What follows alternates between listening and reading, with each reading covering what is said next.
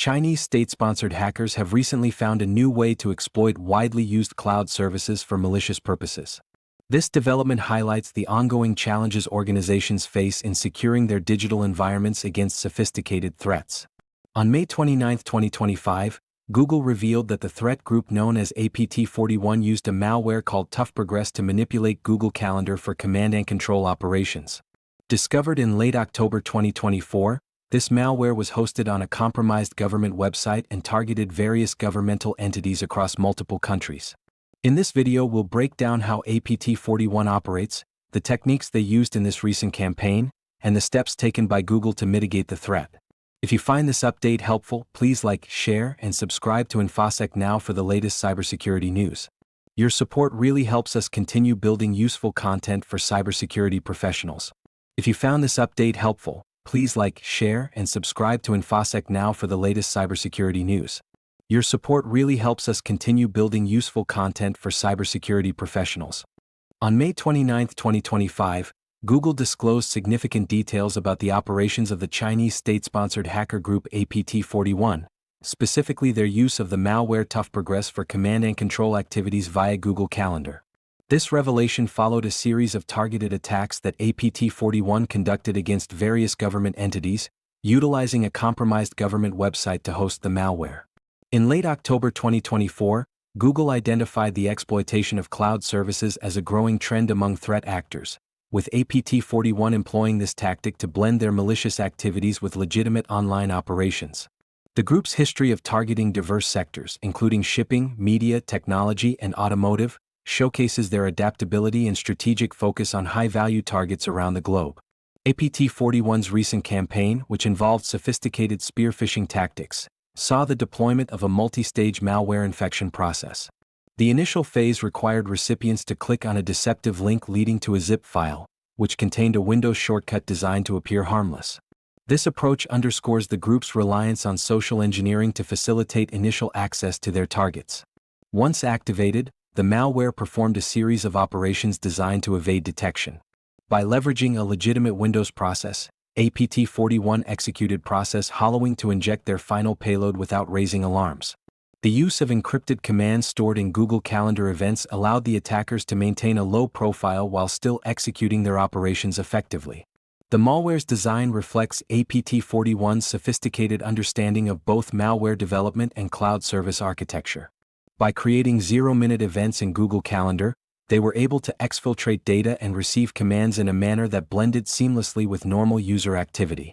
This innovative use of cloud services not only highlights the group's technical prowess but also raises significant concerns about the security of widely used platforms. In response to these activities, Google took decisive action by dismantling the malicious Google Calendar and terminating the related Workspace projects, thereby neutralizing the immediate threat. While the scale of the campaign remains uncertain, the incident serves as a stark reminder of the evolving landscape of cyber threats and the importance of robust security measures to defend against state-sponsored attacks. The recent malware campaign utilizing Google Calendar by APT41 underscores significant implications for cybersecurity, particularly in the realm of cloud services. By exploiting a widely trusted platform, APT41 not only evades traditional detection mechanisms but also complicates incident response efforts for organizations. The use of legitimate tools for malicious purposes blurs the lines between normal and suspicious activity, making it increasingly difficult for security teams to identify potential threats. This incident reflects a broader trend in which nation-state actors leverage cloud services to enhance their operational capabilities.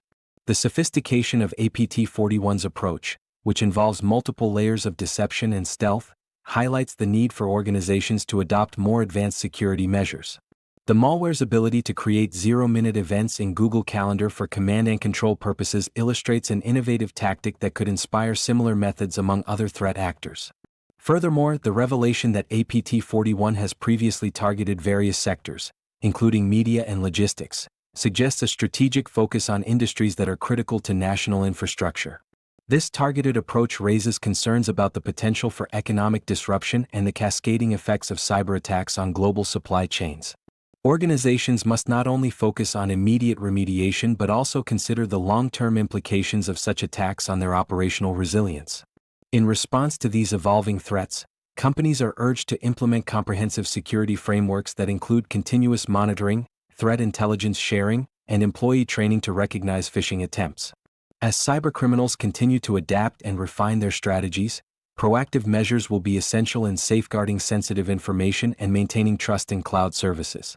As organizations and individuals assess the implications of APT41's recent exploitation of Google Calendar, several proactive steps can be taken to enhance cybersecurity measures. First, organizations should conduct thorough risk assessments to identify vulnerabilities within their digital infrastructure, particularly focusing on cloud services that may be susceptible to similar attacks. This includes scrutinizing third-party applications and integrations that interact with cloud platforms. Next, implementing robust email security protocols is essential. Since spear phishing remains a prevalent tactic for threat actors, organizations should invest in advanced email filtering solutions that can detect and block suspicious attachments or links.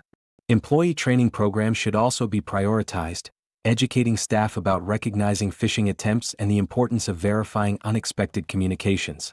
Additionally, organizations should adopt a principle of least privilege when it comes to user access controls. By limiting permissions to only those necessary for individuals to perform their roles, the potential impact of a compromised account can be significantly reduced. Regular audits of user access rights can help ensure that permissions remain appropriate as roles and responsibilities evolve. On an individual level, users must be vigilant about the information they share and the applications they authorize. Regularly reviewing app permissions and cloud services can help users identify and revoke access to any applications that are no longer needed or appear suspicious. Furthermore, enabling two-factor authentication (2FA) across all accounts can add an additional layer of security, making it more difficult for attackers to gain unauthorized access even if credentials are compromised. Finally, organizations should establish incident response plans that include protocols for quickly addressing potential breaches. This includes defining clear roles and responsibilities, as well as establishing communication channels for notifying stakeholders and law enforcement if necessary. By being prepared, organizations can minimize damage and recover more effectively from cyber incidents. In summary, the recent activities of APT41 emphasize the need for a comprehensive approach to cybersecurity, combining technological solutions with user education and proactive incident management to safeguard against evolving threats.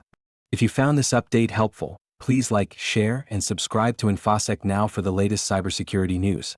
Your support really helps us continue building useful content for cybersecurity professionals.